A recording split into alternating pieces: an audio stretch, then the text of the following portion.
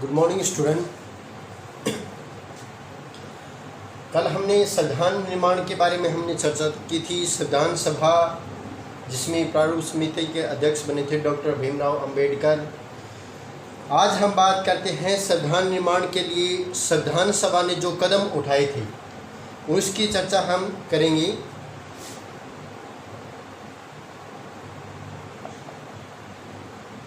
संविधान निर्माण में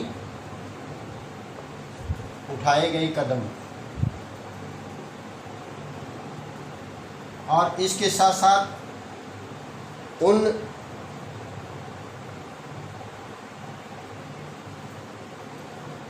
मुद्दों पर भी बात करेंगे जो संविधान सभा ने उस समय अपनाए थे या उस संविधान सभा के जो सदस्य थे तो कौन से मुद्दों पर वो एकमत थे।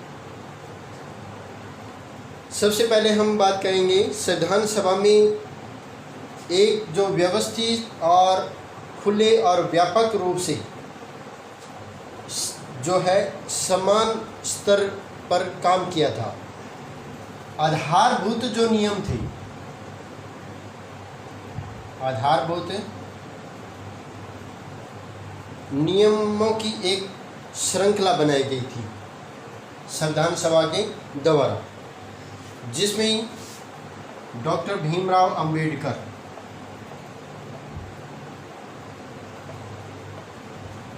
जिनको प्रारूप समिति का अध्यक्ष बनाया गया था। प्रारूप समिति का अध्यक्ष बनाया गया था डॉक्टर भीमराव अंबेडकर,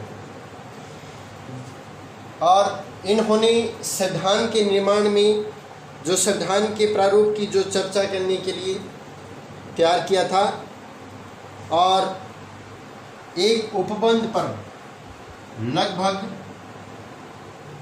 2000 बार एक उपबंध में संशोधन किया गया था। उपबंध के अंदर 2000 जो है संशोधन किए गए थे और कुल 3 वर्षों के दौरान 3 वर्ष में 114 दिनों तक 114 दिनों तक गंभीर जो है चर्चा का ये विषय बना था या इस पर काफ़ी चर्चा की गई थी। सभा का जो हर शब्द था उसको रिकॉर्ड किया गया था, प्रस्ताव में रखा गया था और एक कॉन्स्टिट्यूशनल असेंबली डिबेट के नाम से इसको 12 दस्तावेजों के अंदर 12 प्रकार के जो दस्तावेजों में इसको प्रकाशित किया गया था। अब संविधान सभा के द्वारा जो संविधान निर्माण के समय जो कमेटी बनाई गई थी, प्रारूप जो समिति बनाई गई थी, उन्होंने 2000 बार इसमें संशोधन किया था और लगभग 114 दिन की बहस के बाद में 12 दस्तावेजों में इसको जो है प्रकाशित किया गया था। अब हम बात करते हैं संविधान निर्माण में संविधान सभा जिन मुद्दों पर एकमत थी, जो संविधान सभा के जो सदस्य थे, सभा के जो सदस्य थे उनके मुद्दे क्या थे या जिन मुद्दों पर वो एकमत थे, पर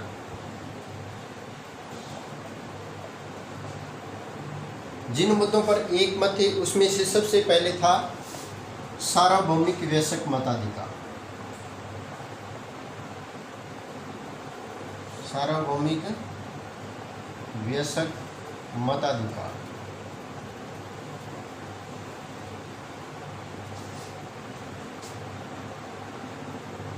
और चुनाव की जो व्यवस्था है वो क्या है, सही रूप से हो। वयस्क मताधिकार और चुनाव व्यवस्था, इन पर सभा के जितने जो सदस्य बनाए गए थे वो सभी एकमत थे। उनकी यह जो प्रथम मांग थी। दूसरा था स्वतंत्रता और समानता का अधिकार। स्वतंत्रता और समानता का अधिकार।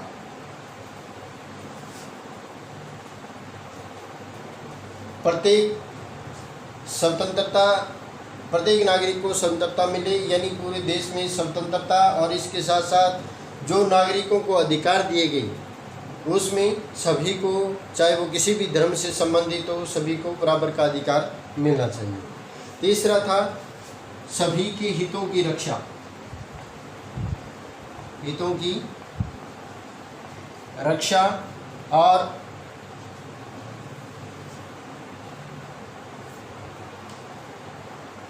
सभी के हितों की रक्षा के लिए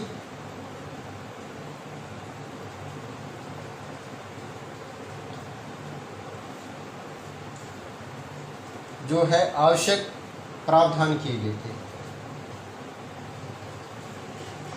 सभी नागरिकों के हितों की रक्षा के लिए आवश्यक प्रावधान जो है, इन मुद्दों पर सभा के जो सदस्य थे वो एकमत थे। अब हम जब संविधान का निर्माण हुआ था तो उस समय संविधान सभा के जो सदस्य थे वो विदेशी, यानी जो दूसरे देश थे जिसने उनको प्रभावित किया था, और उनमें सबसे पहले नाम आता है फ्रांस का। अब फ्रांस के अंदर जो फ्रांस की क्रांति हुई थी, वहाँ की स्वतंत्रता, समानता और बंधुत्व के विचारों से भारतीय जो लोग थे वो काफ़ी प्रभावित थे। तो फ्रांस की में जो भारतीय नेता थे वो फ्रांसीसी क्रांति, इसके साथ साथ स्वतंत्रता, समानता और बंधुत्व, इन भावनाओं से वो फ्रांस से काफ़ी प्रभावित हुई थी। दूसरा था ब्रिटेन। अब ब्रिटेन के अंदर जो संसदीय लोकतंत्र था, ब्रिटेन में संसदीय लोकतंत्र का जो ब्रिटिश आदर्श था उसने भारतीय नेताओं पर काफ़ी प्रभावित किया था, या अपना प्रभाव छोड़ा था। दूसरा, इसके बाद में अमेरिका के अंदर बिल ऑफ राइट्स, यानी अधिकार घोषणा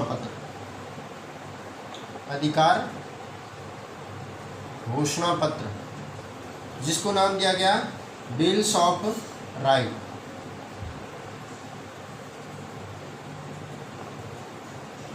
बिल ऑफ राइट,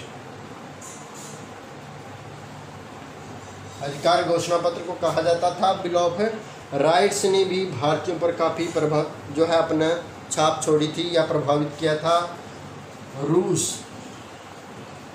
रूस के अंदर रूस की जो समाजवादी आर्थिक नीतियां थी, समाजवादी आर्थिक नीतियां, इन्होंने भारतीयों को काफ़ी प्रभावित किया था।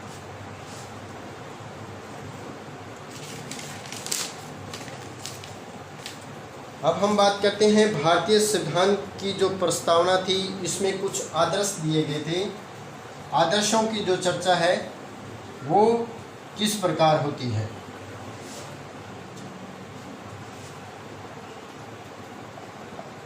प्रस्तावना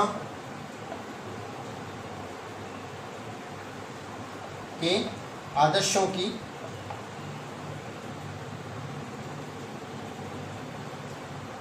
प्रस्तावना के जो आदर्श थे वो कौन कौन से थे। सबसे पहले हम भारत के लोग। प्रस्तावना में सबसे पहले जो वाक्य है वो है, या शब्द जो दिए गए हैं वो है हम भारत के लोग, क्योंकि लोकतंत्र में यानी संविधान के अंदर भारत को एक भारत की संज्ञा न देकर किसको कहा गया है, राज्यों का संघ कहा गया है, भारत को राज्यों का संघ कहा गया है। और इसी वक्तव्य से जो है बात की जाती है कि हम भारत के लोग, भारतीय संविधान के लोगों द्वारा निर्वाचित प्रतिनिधियों द्वारा निर्मित और अधिनियम है। हम भारत के लोग जिसमें निर्वाचित प्रतिनिधियों द्वारा और निर्मित और जो अधिनियम है, निर्वाचित प्रतिनिधि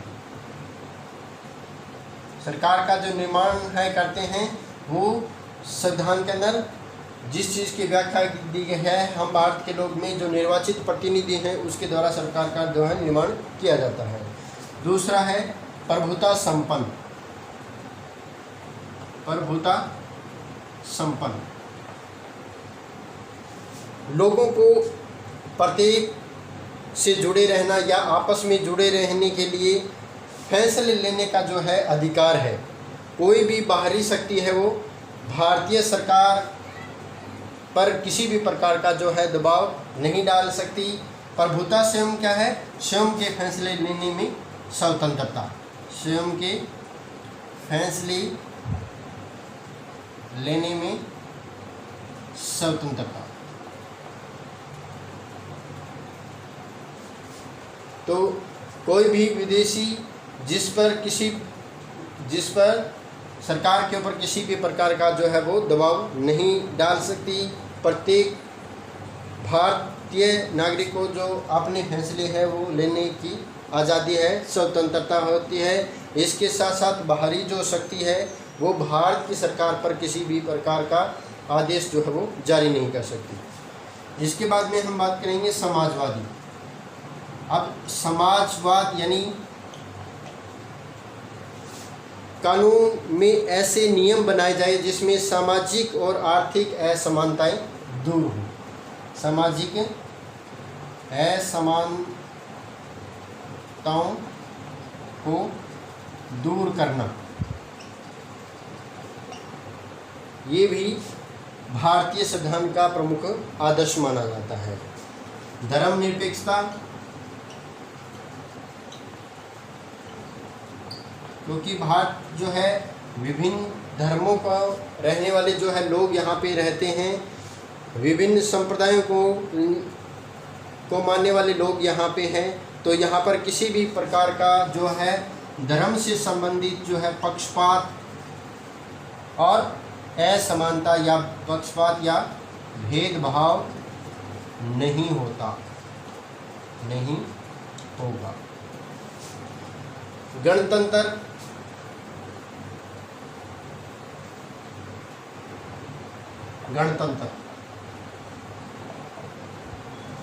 गणतंत्र जहाँ पे है तो इसमें गणतंत्र का अर्थ होता है किसी भी देश या राज्य का जो मुख्य नियुक्त किया जाता है, प्रमुख जो होता है वो वंशानुगत नहीं होता, यानी वंश आधारित नहीं होता। उसका जो चुनाव है वो किसके द्वारा होता है, लोगों के द्वारा होता है।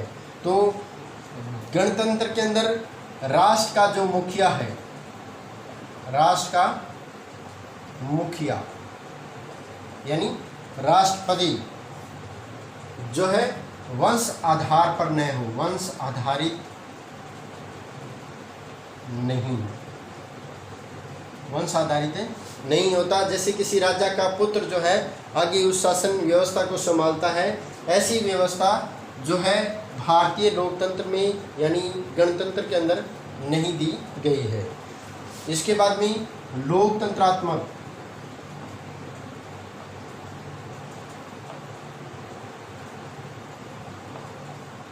अब लोकतंत्रात्मक में यानी लोगों शासकों का जो चुनाव है, शासकों का जो चुनाव है वो किसके द्वारा होता है, लोगों के द्वारा किया जाता है और उसके प्रति वो जवाबदेह भी होता है। न्याय,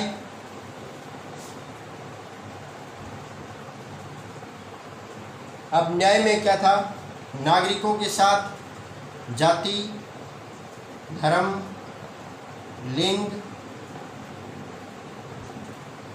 और रंग आधार पर भेदभाव नहीं होगा। तो क्या है, न्याय के अंदर किसी भी व्यक्ति की जाति, धर्म, लिंग, रंग के आधार पर किसी भी प्रकार का जो है भेदभाव नहीं होगा। ऐसी संविधान की जो है प्रस्तावना के आदर्शों के ऊपर रखा गया है। स्वतंत्रता और समानता, नागरिकों की जो सोच है उसको पूर्ण रूप से आज़ादी प्राप्त है और इसके साथ साथ कानून के समक्ष या कानून के सामने सभी जो नागरिक हैं वो क्या होंगे, नागरिक सम्मान समझे जाएंगे या उसमें सभी के अंदर समानता का व्यवहार उनके साथ किया जाएगा। अंतिम है हमारा बंधुत्व।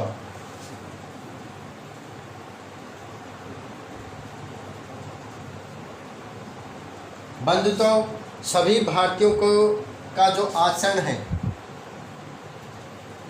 सभी भारतीयों के साथ जो आचरण है वो एक परिवार की तरह होगा। बंधुत्व का मतलब होता है भाईचारा।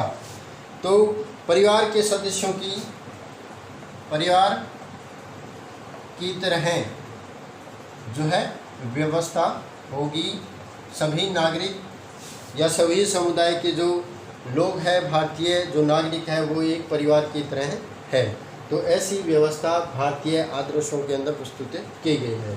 तो ये कुल प्रस्तावना के 10 आदर्श जो है प्रस्तावना में प्रस्तुत किए गए हैं, जिसमें सबसे पहले हम भारत के लोग, दूसरा प्रभुत्व संपन्न, समाजवादी, धर्मनिरपेक्षता, लोकतंत्रात्मक, गणतंत्र, स्वतंत्रता, समानता और बंधुत्व और न्याय।